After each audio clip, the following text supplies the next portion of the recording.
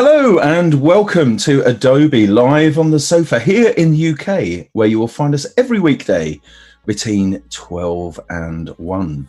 Now, if you're watching on YouTube, that's just fine. You can do that. But if you want to get involved with the community and you want to ask questions of myself or our fab guest, then come along and join us on behance.net/Adobe Live, because the chat that you find in YouTube is not the chat you are looking for. No. It's the one on Behance is the one you want.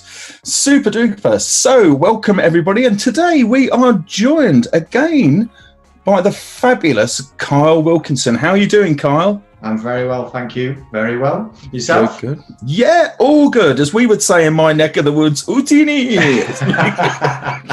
Are you speaking Star Wars, dear? Absolutely. So that's me securing my own £50 for the word of the day. So today a little bit different. This is our first Friday fry up. That's what we're doing today. So we're a bit late for breakfast, of course, but we could always have a fried brunch or lunch. That would be really good. And no, just a nice chat with myself and Kyle. If you want to get involved in the chat, post your comments into either the chat on Behance, or if you're on Discord, you can also put things, including your work, just there as well. So I'll keep an eye on both of those things across this multitude of screens in front of me. So do play along and let's see how it goes. So how's your week been? Let's start with that. Let's. It's been a busy one. I think we've been juggling a few different projects, kicking one new one off, and then working with a brilliant studio in Sheffield called Paper on some of their rebranding. So that's been a really interesting week with a very, very busy at the studio, thankfully at the minute, which is I'm very, very grateful for. Been a busy old week, and I'm glad it's Friday. It's nearly beer o'clock, and it's good. It will be, and of course the pubs are open this weekend. I'm not going to be in a pub, but No. My wife's a retired police officer, and she's so glad that she's not on duty anymore, because tomorrow's going to be messy, I think. Yeah, just a little bit. Yeah. Oh, well, your ears might have been burning yesterday. Actually, I was talking about you with Radim Malinik. We were having a quick chat. All good, I hope. All good. Radim's a top guy. Radim's a top guy. Love him to bits. He's great. He was, and of course, you passed his bull snort detector many years ago when you first met him. I think with when he didn't change my life. He asked me if I changed his life, and if he changed my life, and I'm like, no. No, sorry, Radim. I think you're good, but you ain't changed my life. So, it's good that you try and not. You admire other people's work, you respect each other, but just speak to each other like humans. Like you changed my life. No, design's great, but it's not quite that good. No, he's such a great guy. I think we had Radim on here quite a while early on in this From the Sofa series. I think it's about time maybe we looked at having him back. That would be really nice, because he's a great guy too. But no, hold you in high regard. I'm sure you'll be pleased to know. Cheers, Radim. I've got his book. I feel like we can't not mention his books. I've got his book on my shelf. His books are really good, so you probably should. I haven't. There you go. It's like he's sponsored this. It's like he slipped you a tenner. He did a 50 actually, but anyway, there you go. There you go. But no, so we were talking. We were talking about a few things as we have done, Radim and I, yesterday, and we were talking about a bunch of things that I think we'll cover today. So I guess the first question that I really would have for you, right, relates to something we were talking about, and that's about starting out. Yeah, because I think it's interesting to share people's origin stories, as it were. So, because I know that your route into this industry was very, very different than, Yeah, it were pretty unconventional in the sense that I think some people go into this or recognise that they're really interested in a creative outlet or a route, which I kind of recognised. But back when you're at school and you're staring down the barrel of leaving and making the decision on what's next, and that really difficult predicament where you don't quite know what you want to do, and you've got to choose some college courses. You've got to go, right, you're going to go to college if you're going to go down an academic route and decide what you're going to do with the rest of your life, which I found at the point, as like many and most, is that I couldn't answer that question. I weren't prepared to be able to answer that question at that age. So I did what I thought was the right path, whether or not that was, I've got to be clever, so I've got to succeed. So I'll go and study biology, chemistry, maths. My God, I took maths at A-level. I'm absolutely terrible at maths. Yeah. So I took chemistry, biology, maths, geography, and psychology. And that's what I took because I thought, oh yeah, that'll make me clever, and then I'll earn loads of money and be successful, whatever that is. So into that, I just weren't feeling a lot of it. Maths seemed like a terrible idea after 5 minutes. So I dropped a few courses and actually took the photography course because I just thought, oh, that interests me, that intrigues me, and took that up. And halfway into the course, I ended up having a bit of a nasty appendicitis. So I ended up in hospital for quite a while. One of them where it explodes and it didn't do you much good. Yeah. It were kind of going down that road where it could have been quite lethal. And I were laid up for quite a bit. It took me a while to get back on my feet because it really did knock me for six. And during that period, I actually missed a lot of some of the exams and the bits for the course and the photography from a marks perspective, and I couldn't resit it. I'd missed it. It was just, that's it. And I thought I'd found my calling with this photography course. I thought, right, I'm really enjoying this. This is far better than doing maths. This is far more me. And I thought. Back then, I thought I needed really good grades to accelerate my career and really get on. So, and I'm quite stubborn, as I mentioned in the last stream. I'm quite stubborn. So I actually suggested, I ended up getting a B, but I wanted an A star. I wanted like the top grade that you could get. So I was going to resit the entire year because I knew that I could do it. I was going to resit the entire year to get the grade because that I thought was absolutely important and paramount to my future career's success. And then that's when one of the tutors said, "That's stupid. That's a really silly idea to resit and put things on pause for a year. Why don't you do the design course? We think you'd be good at the design course." I had no idea what the design course was, what it entailed, what graphic design was, what branding was. I mean, we're all aware of it around us, but I wasn't at all acutely aware of what lied ahead in terms of what I do now. And then he just said, do the design course, we think you'll be good. Within 2 weeks, I fell in love with it, into something that I'd never heard of, and it all came from missing the marks that I'd not accrued through being in hospital with the appendicitis. So it's always like I fell into the industry completely. And fell into knowing what it was, and then thankfully I was very lucky. After we did some it weren't a graduation showcase, it was halfway through. We did a bit of an exhibition or a showcase, I think, and somebody had seen some work and they offered me a job. So I actually binned off all the courses and just went for the job and took that route. I never then followed it up and went to uni. And I just my thought process were I was going to do all these steps to open doors for me in the future when I had an open door in front of me there where I could learn on the job, and I took that route. And I mean, sometimes not regret it, but sometimes think, would university have took me on a different path, which it no doubt would have. But it's not always the academic route that you need to take or feel. I think it's important to say that those that might be looking at taking a career in design or switching career, or those that are starting out that might be feeling a little a little bit of imposter syndrome. Am I doing the right thing? Was I born to do this? Am I super talented? Am I talented? What is that?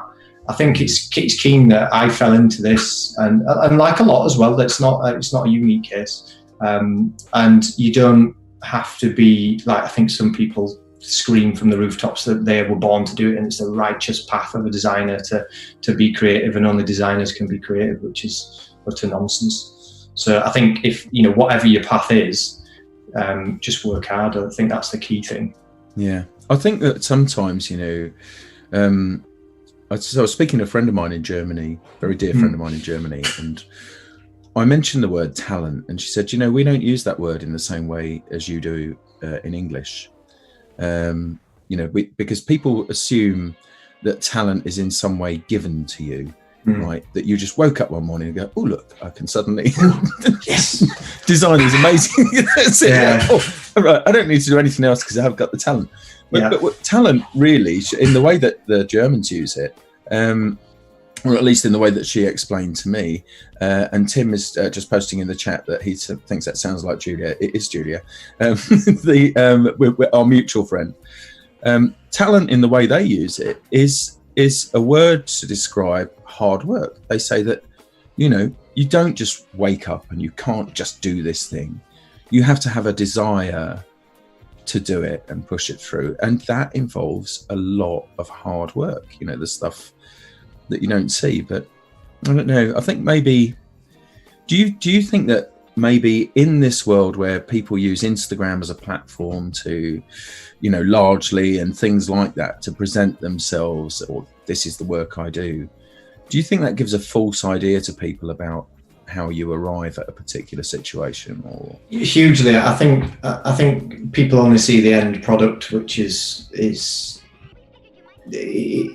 very damaging for people that might be less experienced and think that they want to they think they're not capable of achieving something as polished as what the final image might be. I think it really is a falsehood, because I think there's a lot of work and a lot of people often, and teams, like, you don't compare yourself to a 50 strong agency as well. That's another thing that people seem to do, is that they'll look at an agency's work, a studio's work, and go, oh, look at all this fantastic work. Why I want to be like that and emulate that, when you can't be 50 people, and you can't do the same.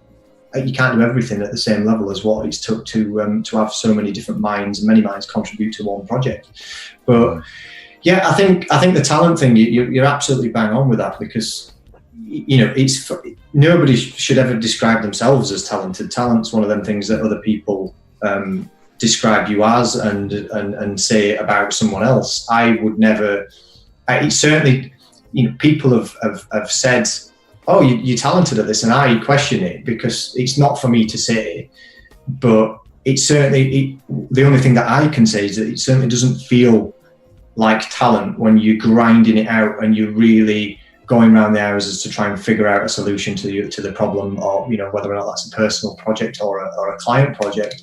It certainly doesn't feel like you're using this like inner talent power that you're shooting out lightning bolts out your fingers. Where it's not like that at all. It's hard graft and that just that pure determination to push through when it's a battle with yourself. Creativity, I find it. I think it's you're in that ongoing fight and push and pull with your own self and mind, because you're constantly questioning whether you can do something. You're constantly questioning, is this the right thing? Is this which is the right decision? Can I make a wrong? What if I make the wrong decision?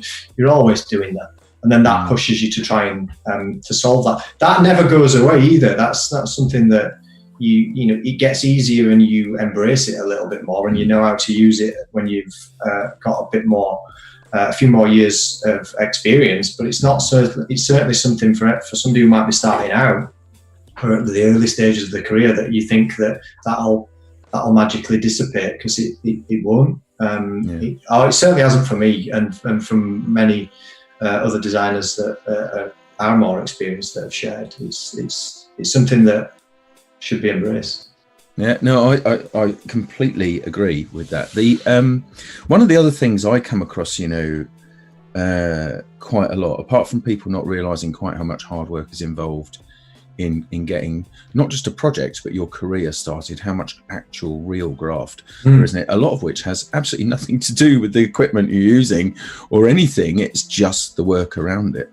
One of the things I find is that people don't understand that they are in the middle ground between being an artist, that part of creativity there, but that the other larger part of it is you're running a business or you're performing a business function, and people forget that it needs marketing and it needs promotion and it needs all those other things. That, you know, do you find that a lot of people misunderstand that, you know, what's actually required? Hugely. I think the common thread is that I agree with the sentiment of it, because it is true, is that you create good work and you get good work, and you know, if you do, you know, the cream rises to the top. You will, if you excel at producing work, you will get good work and you will get better work, and it's just as simple as build it and they will come.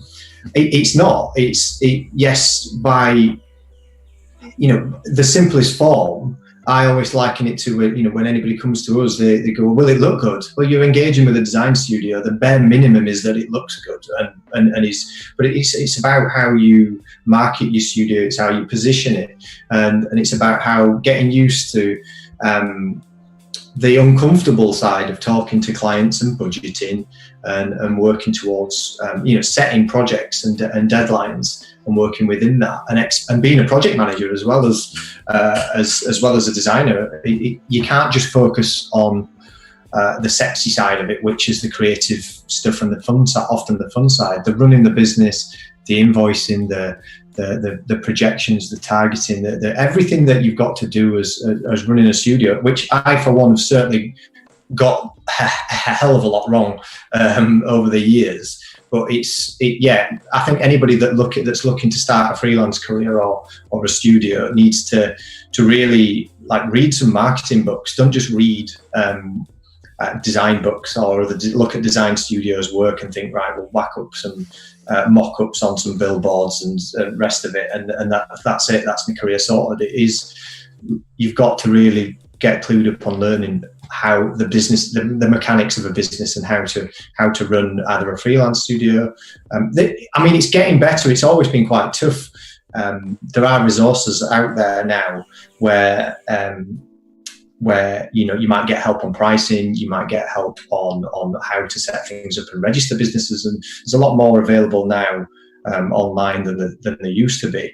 But I think that I think that's great, but you've got to put it into practice. And I think if you just think, right, I've read that book, I'm solved, I've fixed it. If you've got to work it into your process and work it into how you operate, and have, even though it's not the most fun side of things. I find it quite interesting when you're trying to win work and speak to clients and engage with clients, but I appreciate that that's not for everybody.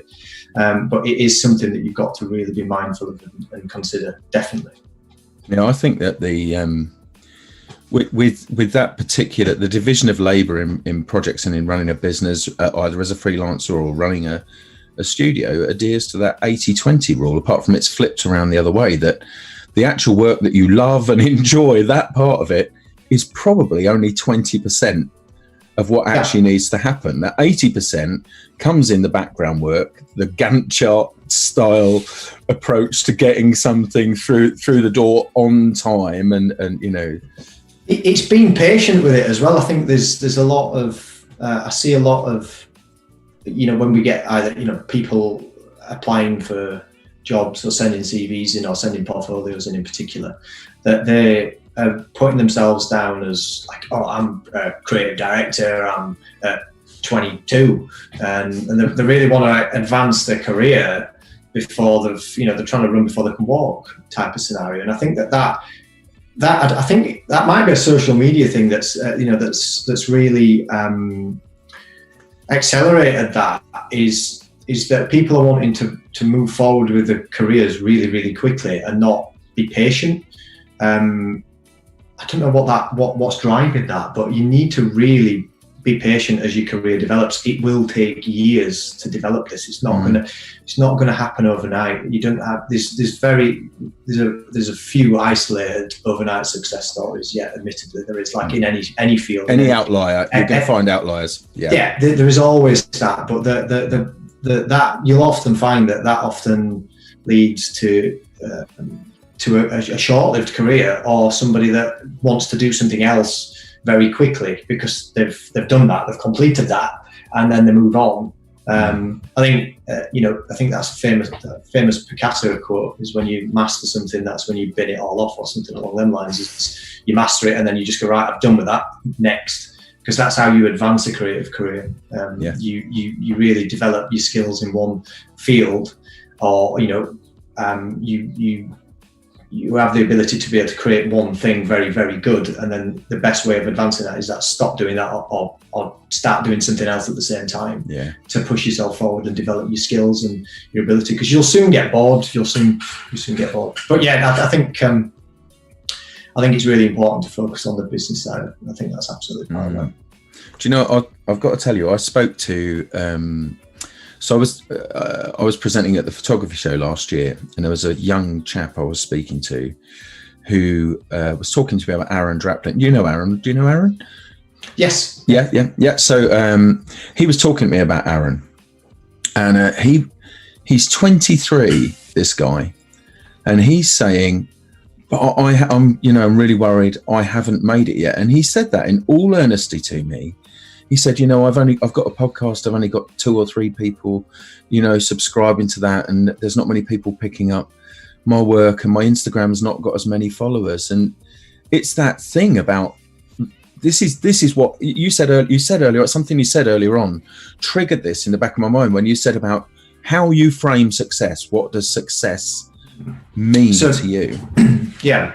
So I think that's a very individualistic thing. You've got to frame your own success. You can't just look at somebody else and say, right, okay, that's what success looks like. That they're successful. Oh, they're successful, because it'll be completely different and unique to yourself. And I've got a bit of a thing to back that up with, is that I started my first studio and company, at 23. Ironically, I started it at 23 with one of my best friends, and then we merged it with other friends, and we grew the studio quite quickly into something that was successful. It was making good money. We had we at one point we were a team of 10. We had clients, all around the country, and in different, on different continents as well. All this, what I'm saying, I'm sure people are going, wow, that's successful. Yeah, that's exactly what you want to be able to say when you start a studio. Well, after 6 or 7 years of hard graft, of real hard work, of trying to grind it out, win the work, do the work, and enjoy it at the same time. It all sounds doom and gloom. It was brilliant. It's some of the most fun times I'll ever have in my career. Whatever lies ahead, they will always be held in high regard, because it was so much fun. Yet after 6 or 7 years, we had some serious conversations where some of the directors, they didn't want to do it anymore. It weren't their path, it weren't their thing that they wanted to do anymore. And we walked away from it, because whilst it had the frame of success that what everybody would kind of project and say, wow, they were a successful studio, we won awards, we did, for those who want to win awards, we did this, we did that, whatever validation people choose and shelve as success, it looked like it, but it wasn't successful for us, because it wasn't the thing that was making us happy. It wasn't the thing that was, so that if it's not making you happy, it doesn't matter what it is, it's not successful. So yeah, I mean, the framing of success is that you've got to be really careful and ask yourself. It takes a while, I think, because I think when you're younger, you automatically project what you think is successful. You don't listen to yourself when you go, well, actually, I'm going to do this. I'm going to do this thing on Instagram or whatever it might be, whatever thing that you do, because you think it's successful, it'll make you look successful. It takes you a long time to understand what you actually want from life and what is your right path. So we disbanded that studio, and that's when I started Wilkinson Studio, and went off on my own path with it, and started to grow this studio. But I think success is different to everybody, and that's a really key thing, is that just don't look at somebody else's success and think, right, I'm going to copy and paste and plug that in for my life, and that means I'll be successful, because it's not. Yeah, and always avoid books that I'll show you how to do this in 3 easy steps. Yeah. Oh, gain 10,000 Instagram followers in 10 minutes or whatever. Yeah, absolutely. It's rubbish. But even the guy I was talking to, about the guy who was talking about Draplin, I said, knowing Aaron, the machine that someone like him has going on in the background to make all of that happen, it is a machine. It's a big thing with loads of people working behind, in the same way that, you are the face of your studio, but you will have your own mechanism behind you. I do here have my own mechanism behind me. The people that I work with and collaborate with, and I pretty much, I owe everything to other people that I've worked with, and the things that I've learned. The previous studio with friends, they were a huge part of the output. It's a falsehood when you just see, right, who's the creative director? They're responsible for it all. I wasn't. It was a team effort. Everything's always a team effort when it's if it's an individual freelancer doing a particular project. Then it's their sole responsibility. But you'll often find that freelancers working with a team of people. So some of the stuff that we talked about last time with the Santander stuff, that's my studio that's helping, and my team that helped deliver that. But as well as that was the client's input and collaboration as well. They were nobody. There's no set rule on who is creative. Who is a creative person, and can that one person be creative? It's everybody has got the ability to be creative in some level, and you should really harness that and embrace the client's collaboration as well. It's not just one person's input ever. No, and it's appreciating that's the really important thing. Let's just have a quick shout out, by the way, because I haven't had a shout out to our community today, and see if I can find some. Well, there's plenty of chat going on, Carl. As usual, you are inspiring people. So let's have a shout out to some of these people. So we've got a lot of our regulars in here. So we've got Kirsty, we've got Bob from Arizona, who gets up on a Friday. What time is it, Bob? Well, he sets an alarm for 3:45 a.m. Wow. So he gets to see this go out live, because he doesn't want to watch it on the replay when all of his colleagues and friends are watching it. So Bob, I hope this is not a disappointment, Bob, at 3:40. Oh no, he's really enjoying it. He's and people are taking things from what you're saying. They're loving this. Siobhan is loving this convo. Bob is actually saying talent equals hard work that lights a fire. That's his thought for the day. We've got Gareth in here. Catherine, Valvo, Neil, Corolla, we've got Marcy, we've got Kirsty here. I think Kirsty's been here for every single one, and Tim will correct me in a second, but if I'm wrong, but I think this is actually show 67, I think, something like that. Counting away the ones that we didn't run for things like Juneteenth. Let's have a quick look. We've got Jamie, we've got Sandrine, we've got Richard, we've got Jackie here. A few people saying that I should have a podcast. Okay. and some advice. I'll get Kyle on. Some advice on mustache grooming, I think. Go down really well. Yeah, but I probably need some help with mustache grooming just at the minute, because it's getting a bit crazy. If you go back to the first of these streams, I'd had a beard accident and I was just in stubble. Look at it now. and me, I'm just still failing 32 years in to be able to even grow a beard. So yeah, I didn't have one till I was a lot older. I'm not going to say. Possibly no. Let's have a look here. So, people are really are loving this. I'm just getting loads of comments, but trying to find some questions for you. Challenge. Who's fastest Oh, I know, it's just crazy. Don't forget, people, by the way, when the stream ends, the conversation doesn't have to end, right? You can come along and join us on our Discord and carry on the conversation. I notice actually there's a lot of activity on that at the moment, and I think Steve, who joins us from New Zealand every day, where at the moment it is currently 11:30 at night, he's posted some nice stuff on there recently with actually one of my cats in it, which is really good, where he's been using capture. Siobhan is saying, I sometimes feel like I can't classify myself as a creative because I'm not 100% able to produce all the time. I don't think I am either. What about you, Carl? Do you think? No, not at all. There's some days that it just doesn't work, but that's part of the process. That's, to me, being involved in any sort of design project is the biggest part of the job is really discovering what isn't right, and going down as many avenues as you can and going, right, we've gone down that one, disregard that, we've gone down that one, disregard that, we've gone down that one, disregard that.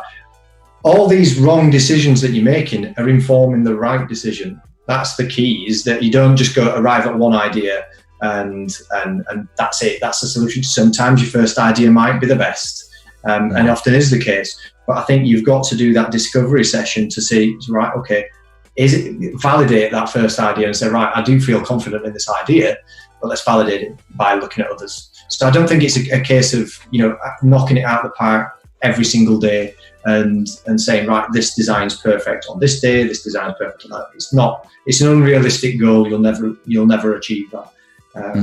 I don't think that is possible. Everybody has bad days. It is. Yeah. Everybody has bad days. Everybody. Yeah. And it's part, but it's not a case of classifying it as a bad day. Even it's more just recognizing that it's part of the process, and that process will change and be more refined, and you'll get used to it. And that as your experience grows, you'll adapt it to your experience, to the processes that you put in place. But it's certainly something that will never go away. And you get to a point like, once I've done this for 6 years, I'll be able to just fire this out in every single day. I'll just knock it out of the park. It's not going to happen. Doesn't happen.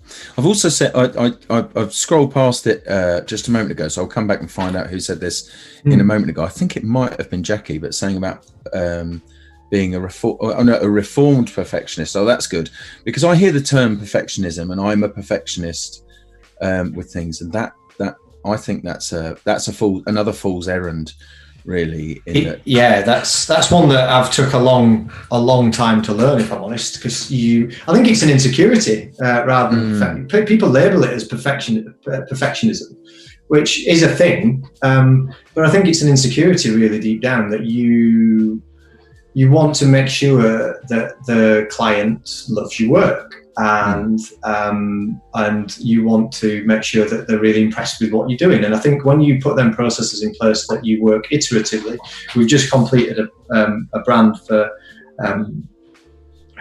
the best kind of podcast tech. You talk about launching a podcast, the Rebel-based media guys, they're knocking all these podcast technologies out.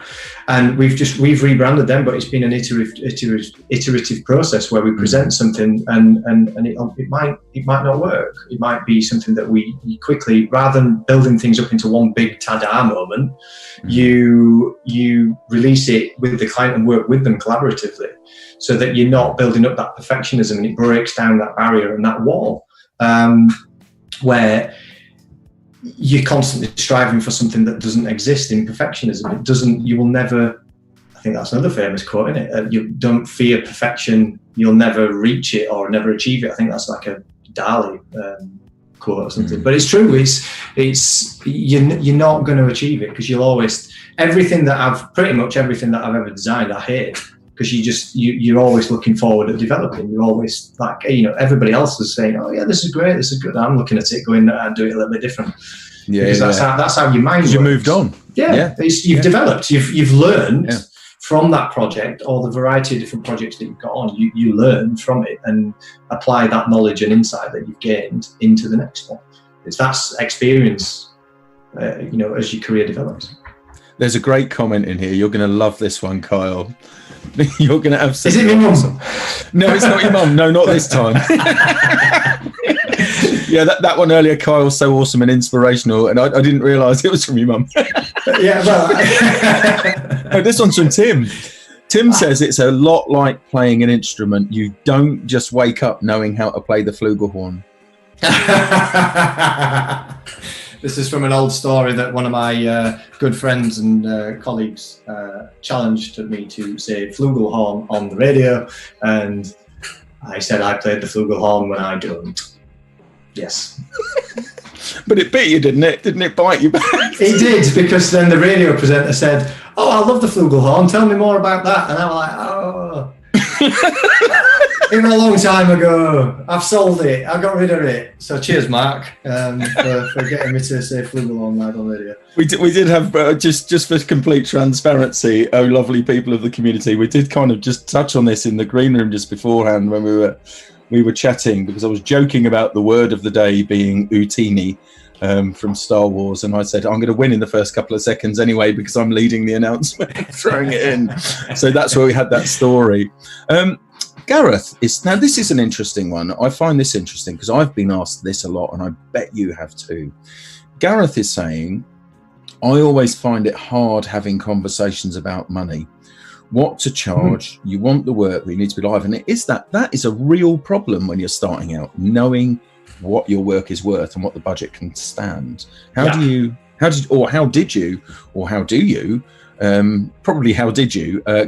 go about ascertaining that, or was it just like most of us, trial and error? Yeah, I think this is where the resources that are available online now are really helpful. But I do think it's putting it into practice. It's all right reading a set of instructions on how to price, but then when you're sat on the phone or in front of a client and trying to put that into practice, it's very, very difficult. It's a completely different ballgame to what's in front of you. So there has got to be a level of experience and error that will be made. I mean, the business stuff we've talked about, in terms of being absolutely paramount, the mistakes that we made over the years, we joke about it and laugh about it fairly regularly about, remember when we did that? But yeah, in terms of pricing, I think you've got to certainly don't undervalue yourself. That's something that everybody makes the mistake of is doing stuff for like 50 quid, which I think if there's, if it's a commercial project, a client will have more money than that. That is simple. You're providing value to their business, and you're a business. So recognize that there's a transaction to be made, and always kind of set your bar a little bit higher than you probably feel comfortable in doing. Another really good tip though of what we've started adopting is more just we set prices for things and set minimum prices for projects, so that when prices can range. We've worked on projects now what have been 6 figures, right down to something that might start at 10 grand. So if you the minute that you anchor your price in and say, right, okay, our project, we could take this project on for 100 grand, or we could take it on for 10 grand. And these prices are irrelevant, they're just example numbers.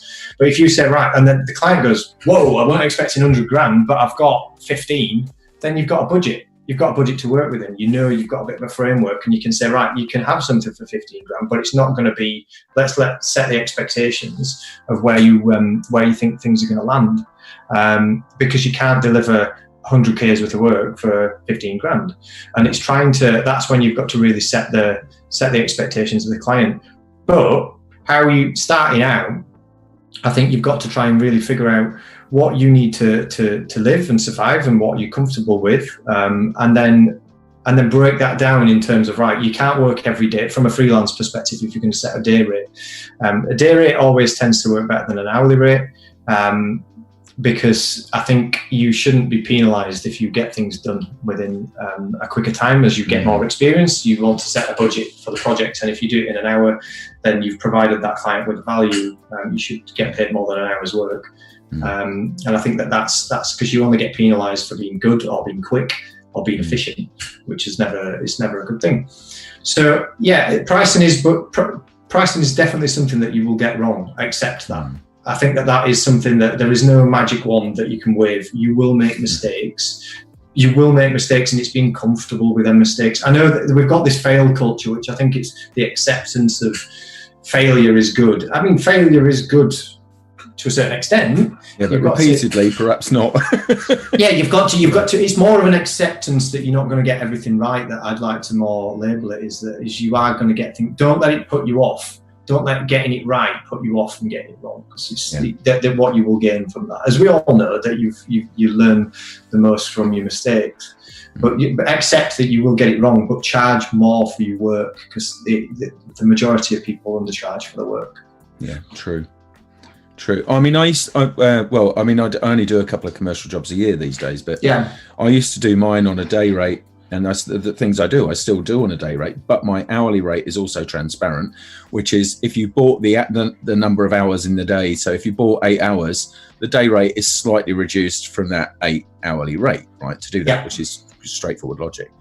But what I used to do, because most of the graph, we were saying about the 80-20 rule. When you get a project going, part of that 80% that is behind that is in making edits and changes, and the client doing, you're saying, oh, actually, do you know what? I want to do this instead, and building that in. So I used to build in my lowest billable segment was a quarter of an hour. Yeah. Mm-hmm. So if I could do something in 1 minute, I could do 15 quarters of an hour as an edit, and that was what an edit was. An edit was in that lowest billable segment, and do that. And I used to find that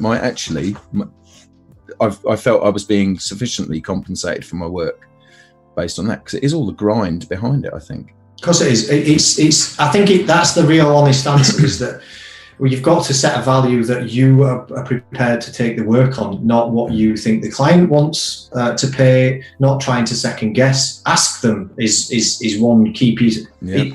It seems so obvious, but so many people fail to go, right, well, how much do you want to spend on this? Like, you'll kind of spend hours and hours and hours fretting over a proposal or fretting over what to charge, when you could probably get the answer by just asking them outright and having a frank conversation. Or liken it to going in and buying a house. If you go in and buy a house and go, hello, one house please, they're not going to go, okay, here you go. They're going to go, right, what are you looking for? What's your criteria? What's your budget? That's the first thing they're going to ask you, because they know they know within that criteria, they can then try and find you the best solution and best house that you're after. And it's only the same when you're pricing anything, is that you've got to have an understanding of what parameters that you can work within. If you've got enough money, you can stick a man on the moon. It's as simple as that. Often you've not got however many billions it costs to do that. But within that, when you get a budget, it can be a flexible budget, but you can work within the parameters. Just liken it when you're buying anything like a house. Yeah, set a budget. That's a great analogy, that is. By the way, Radim's in the house. Hi, Radim, brand new, here with us. So, Rad, you owe me 50 quid. I managed to get all 3 of your books on the screen earlier. He's heard us mention his books, and he's come out of his cave and he's like, whoa! He's got a Google alert for someone mentioning his stuff. A couple of other things from the chat. So, Stephen, no, hang on, not Stephen. Wait 1 second. Catherine saying we should all learn to be a bit more rustic and organic. Throw perfectionism out with the bathwater. And Keith said Japanese wabi-sabi, and I hope I'm saying that correctly. It's probably, knowing my luck, it's wabi-sabi, but wabi-sabi. The acceptance of imperfection is a good rule. I think I agree with that. Because it is. You've got to strive for, not perfection, but, polish, excelling, whatever that looks like as well. You're advancing your work. Yes, you've got to always kind of strive for it. Don't be comfortable. Talked about that last time in the streams. Don't rest on your laurels. Don't sit and be comfortable. Challenge yourself. Push yourself out of the comfort zone. But that comfort zone is not perfection zone. That's normally where you're making mistakes and learning. And the best projects come from when you've no idea what you're doing. I'm a big believer in that. Yeah, I think that's like the retention of information. There's a retention of information rule, which I think wasn't Maslow. I can't remember who it was, but anyway, essentially, you retain the most information when you're having to teach it to somebody else. And I think when you're faced with a new project, I think that's when you really learn, because you kind of think, right, you know, you've got to get your head around something different. You've got to be alert and work it. Well, I think you've dropped on it. Is what we're going to say, is that you become hyper focused when you're channeling your thoughts and your energy into something. Then you've got to go, right, I've got to really concentrate on this now. This is where I've got to, because if not, I'm gonna make a balls up of this. It's you've got to really concentrate. Whereas I think when you're doing something that you're just churning things out on a conveyor belt, you just sat back, you're doing it, and you're not really challenging yourself. You're not learning, you're not moving forward. And I think it's that when you're forced to do something that you're not really sure of, you really focus and concentrate. So it's difficult to get in that mindset. You can't just turn up to the office every morning and go, right, focus time, press a button, and then it's and off you go. But it's trying to cultivate that scenario regularly and getting used to your own way of working. That's why it's got to work for you. When we talk about the success, don't try and look at and emulate other people, because it'll not work for you, because everybody's unique and different. No, I think you're absolutely right. In fact, I just saw something going back to what we were talking about earlier on.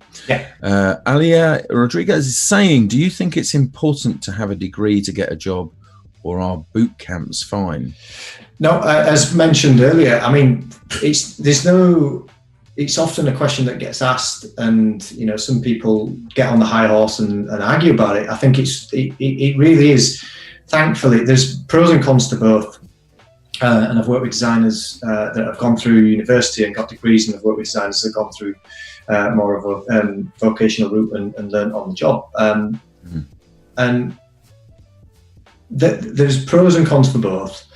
But for me, I didn't go to university, so I don't know what benefits you can get from unis and uni courses. From people that I've been on, you know, it's mixed views when I've talked to people about this on how much did it benefit your career, and it's mixed. Some really learned a lot and took a lot from it, and some didn't. And it's all about, again, going back to that individuality and finding your own path.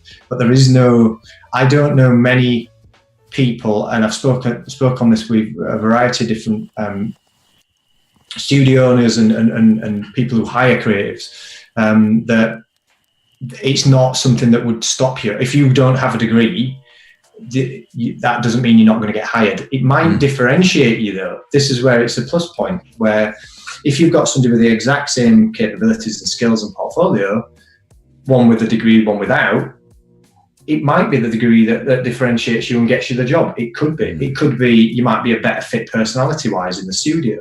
That's really what I would say. The personality and the attitude to work, I would say, have more value and equity than a degree, I think. For me, for somebody coming into and working with me and the studio, would be very much the attitude is what I would look for, as opposed to a degree. That doesn't mean that's the case for everybody, though. So there is a value in a degree, but it's not. Don't feel if it's not the thing that you're looking at, you're thinking, university is not for me. Don't think that it will hold your career back. It just might mean you might have to put extra effort in, or to learn and to educate yourself. That's the key thing. Don't just think, I can do some work and end up. You've got to put the hard graft into to teaching yourself. And I think that's the path that I ended up starting a studio really young. Is that it might not have, in hindsight, might have not been the best route, even though it was the right route for me, and I've ended up doing all right. And the things that I wouldn't have changed it. I wouldn't change it for the world. But I think I could have learned a lot of that if I'd gone down a different route and took a few jobs in some studios and learned that way, and then applied it to my own studio and practice later down the line, as opposed to learning and making mistakes as we did do. But there's no right or wrong path to this. The thing that will always seem true is the effort and attitude that you take. Yeah, and show, I think, in design as well, because I think what a lot of people make the mistake of doing, and I'll be interested to hear your opinion on this, but personally, I think I've seen a lot of portfolios, as I'm sure you have. But what I've often seen are a lot of portfolios with pretty pictures in. Right, not to put too fine a point on it. Lots of pretty work, nothing that tells me about the solving of a problem. Yeah. And I think that's what you should be able to show people is how you took a particular problem and how you worked with it. What do you think?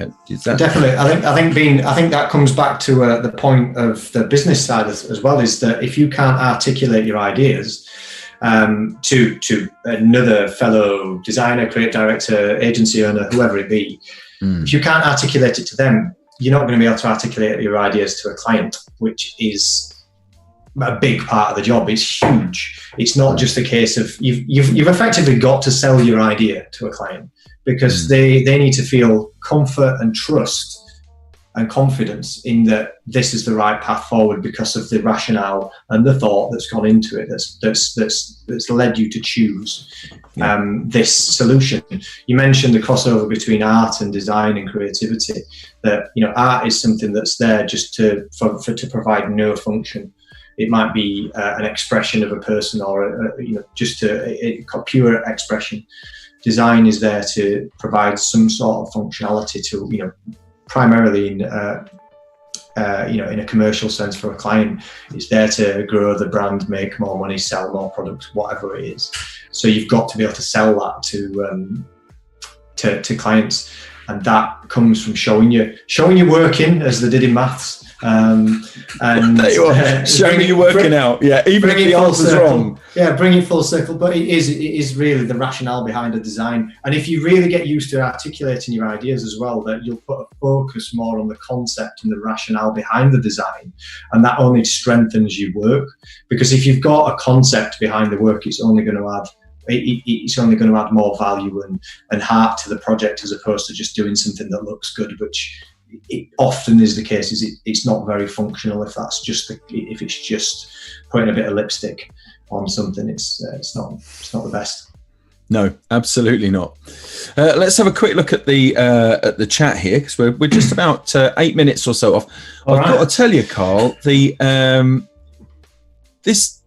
has been the busiest chat I think I've seen in all of these. There's so much going on. It's actually quite hard to keep up with it. And by the way, those of you that are watching, if you're not seeing the chat, you're probably watching on YouTube.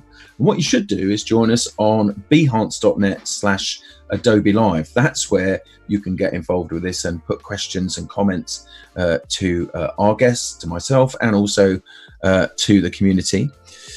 So Kirsty is saying, how much does it benefit going to university and getting a degree at university? Well, that's what we were covering just now, and I think this came in while we were actually talking about that. It's entirely up to you how you do it, right? Personally, I'd worked in the business for a number of years before I actually went and got a formal qualification. I did A-levels, I did foundation, and then I went and got a job from my own side. And then it was only when I wanted to start teaching, because it can be a bit uppy downy when you're working on your own. That's when I had to get a formal qualification. I got a diploma, and it's not done any harm, but I've had to graft. Of course, doing it, just as Carl's had to graft, just as many of you in here have had to graft. Let's have a quick look. What do you look for when you're hiring someone, Kyle? As briefly touched on, the attitude. I'd rather have somebody who has the right work ethic and attitude. That doesn't mean you've got to go and work all night, work all day, work all weekends, and all that kind of culture, that burnout culture is unhealthy. It's something that I had to learn through mistakes from doing that. I remember being at work at 3 o'clock in the morning, which was ridiculous when you look back at it, but you've got to make your own mistakes to say, right, actually that's stupid. But I think, the attitude and an ambition to really to see an idea through. Don't take the easy route, don't take the quick route. The ability to be able to grind an idea out and develop it further. That's what I'd be looking for. And the ambition to try different things, to say, right, okay, I'm not quite sure what I'm not comfortable doing that, but I'll give it a go. That kind of thing. I don't find that easy, but I'll give it a go. It's that kind of attitude that I'd certainly be looking for, as opposed to here's a very well presented and polished portfolio, and I think I'm it, and I'm not going to I'm not really, that's it. I think, big egos, there's not really a place for it, because any idea can come from any member of the team, and that could be client side, that could be within the studio. Everybody can be creative, and you can't disregard anybody's ideas because of background or whether or not they're labeled as a designer. You can't, everybody's ideas are valid. So it's that understanding and attitude that you're looking for. I've got a question here that's for me, actually, this one, just from Aid, saying university doesn't give you any quantifiable output, which is what you're saying is missing, Tony Harmer. That's not exactly what I'm saying, but we'll come to that in a second. A big missing part of information from a lot of young design portfolios. University isn't a bad idea, right? And Kyle and I were both agreeing on that earlier on. It's not a bad idea, right? But if you're coming out of university, don't just show the end result of what you've done. It would be my advice, and I think Kyle's as well. Yeah, show how you were presented with a problem and how you approach that problem. And as many of people have said in the chat, and as Kyle said a minute ago, show you working out. Yeah, show where you were going with it. How do you think? Just a bit of a takeaway for that is maybe try, because I think a lot of people outside of this sector and career choice don't really fully understand what we do. I think that's always interesting. So, and that's the client. They don't work within this. They hire us to and engage with us to they know that there's value in it, and they know what that they need to hire a person like yourselves. But try explaining it to friends or family what the rationale behind the design or a system that you might have created. Try explaining that. Phone them up, bore them, but try and excite them. Because if you get them excited, that is the thing that you're looking for in a client, is that you're exciting them with their ideas. So I think you can do that. You don't have to do that with just a client. You can try and do that with friends and family to really get them interested in your thoughts, and it teaches you to articulate and get comfortable in this scenario, which is it can be daunting. So don't wait till that you're in a studio, or think you have to wait till you're in a studio delivering an idea to a client to practice that. You can do that. And I mean, if anybody wants to do that, I'll offer up a pair of ears and eyes if anybody wants to jump on a Zoom call. I never do that then.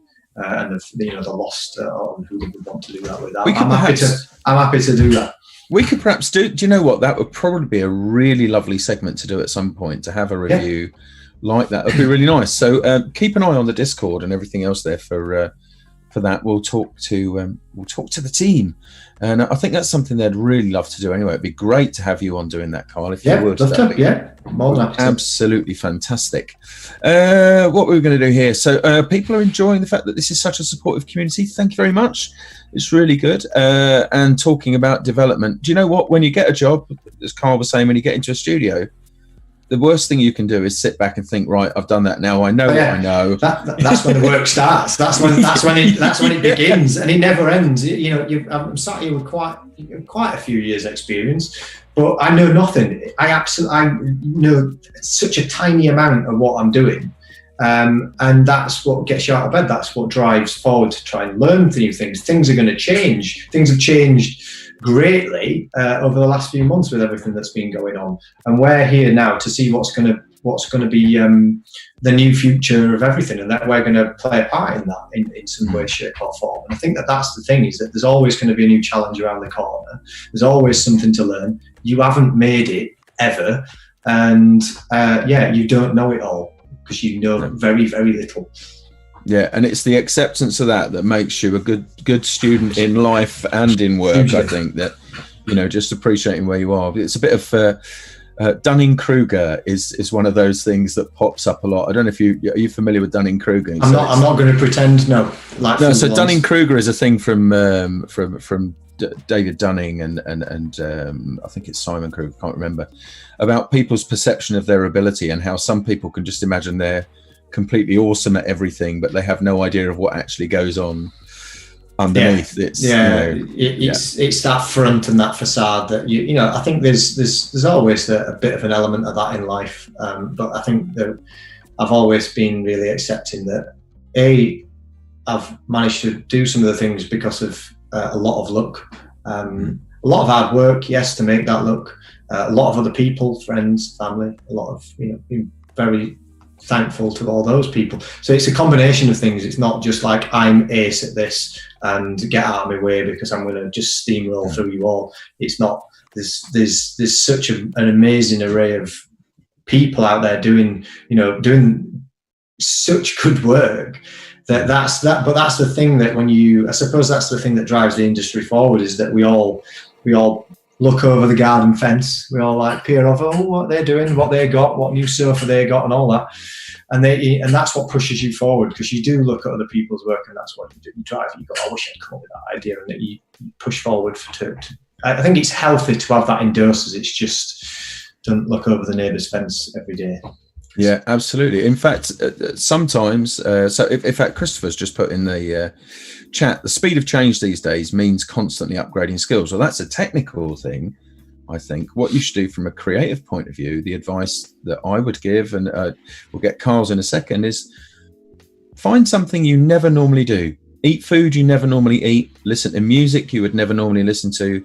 Watch a movie in another language. Get a different perspective, because I think it's that starts that whole melting pot. If you're recycling somebody else's work, hugely. I think that a lot of the books that I've got, and a lot of the things like when people talk about the heroes and people that you really admire within the industries, like I've got a book on Zaha Hadid, the unfortunate late architect, female architect, and her work now was so far ahead of her time, because she was designing buildings that physically couldn't be built because they didn't have the technology to be built. But now the technology caught up. The designs of a building are so iconic now, and things that she designed and created. Thomas Heatherwick is one that and this kind of really highlights the point of education and not being the barrier. If you don't have the ability to, or the education and background to that, doesn't mean you can't create something. So I've been a big fan of Thomas Heatherwick's work. He designed the London bus, the Olympic cauldron at the UK 2012 Olympic Games, the cauldron that kind of went up like that. And he's a designer. He's not an architect. He's not a trained architect. And I think he kicks up a storm in the world of architecture. But he's not a trained architect, yet he's designing amazing buildings all around the world, because he's working with a team of people. That doesn't stop him. His education or lack of education in architecture has not stopped him from designing buildings. And he's designed buses. I don't think there was a bus design school that I'm aware of. And yes, it was controversial, but he put forward the London Bridge, the new London Bridge design, the Garden Bridge. The guy's designed handbags to buildings and buses. There is no stopping that guy in terms of what he's applied himself to, and I think that's because he's got that multifaceted approach that I think for me works. It's not necessarily saying do, like I've said all along, is find what works for you. But he doesn't let him stop. But I take inspiration from them type of people, from architecture, from other elements of creativity and design, not just reading how to design a logo book in whichever way it's packaged and formatted. It's not. And bring it to all jokes aside, that's what's good about Radim's books, is that he's passing on advice that is true to him and his experience that he's got. He's not showing you how to do something. He's passing on ways that you can apply yourself. They're great. They are great books as well. But unfortunately, he's not going to get them shown up on the screen right now because we're out of time. Yeah. That hour has flown by. That people have really, really loved this. The comments that are coming up, great stream today, really great, enjoying the conversation. This has been a great conversation, and I've really, really enjoyed it, and I'm so grateful for you coming along again, Carl. Hopefully, we can sort something out with the portfolio review. That would be amazing. A good idea. And thank you for everybody who's put questions forward, comments. It's really appreciated. Absolutely grand. Well, don't forget, people, you can join us on the Discord, to carry on the conversation. Great that's all happening. Tim's just dropping the link into the chat right now. We are here every day from Monday to Friday between 12 and 1. We've got a whole new load of programming coming up for the next few weeks. You're going to be really excited to see what we've got going. There's some fab stuff with some longer multi-segment pieces. That's my way of saying it's spread across 2 or 3 days. So lots to look forward to. But for now, thank you very much, Carl, for joining us. Thank you to everybody out there for coming along. But we'll wrap up. Stay creative. Have a good weekend. More importantly, stay safe. All right. Take care now. Bye-bye.